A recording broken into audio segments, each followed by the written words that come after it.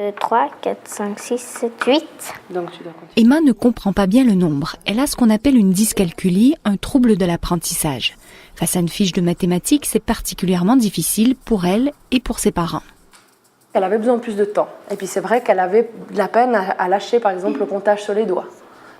Par exemple, si on fait 21 plus 10, et puis que c'est en ligne, ça c'est un petit peu dur pour moi. Quel jour la tranchée sera-t-elle achevée? Elle avait de la peine par exemple à dissocier le nombre du chiffre. Ça veut dire qu'elle va savoir qu'il y a, 10 grains de maïs sur la table, mais quand il va falloir les additionner ensemble, que ça fait des centaines, des unités, des dizaines, ce genre de choses. Et ça, justement, c'est un petit peu la base pour aller plus loin maintenant dans sa scolarité. À l'Université de Lausanne, la spécialiste Catherine Thévenot essaie de comprendre les stratégies à la base des calculs mentaux. Elle veut savoir en fait ce qui se passe dans la tête des élèves qui ont une dyscalculie comme Emma. Notamment les enfants dyscalculiques ont des difficultés à faire des comparaisons de nombres. D'accord ? Si je vous dis 9 et 7, c'est facile pour vous de dire que 9 c'est plus grand que 7. C'est plus difficile pour un enfant dyscalculique parce qu'il va traiter un peu les nombres comme des lettres, comme s'il n'y avait pas de sens numérique derrière le nombre.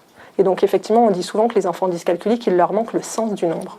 Les spécialistes ne savent pas exactement ce qui cause la dyscalculie. Ils ont observé une dysfonction au niveau cérébral, mais qui n'a rien à voir avec un retard mental. Ces jeunes se développent normalement, mais ils ont besoin de soutien.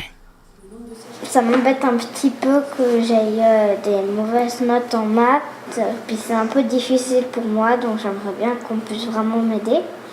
Plus on agit tôt, plus on diagnostique tôt, et plus il va être possible de faire en sorte que l'enfant gère le mieux possible le nombre.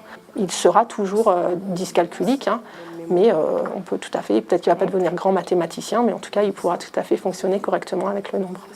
Qu'est-ce que tu peux faire comme calcul au lieu de t'embêter à tout chercher chaque jour comme ça? Des outils pédagogiques existent pour aider ses élèves à l'école et à la maison. Emma est désormais suivie par une logopédiste et reçoit un appui dans le cadre scolaire.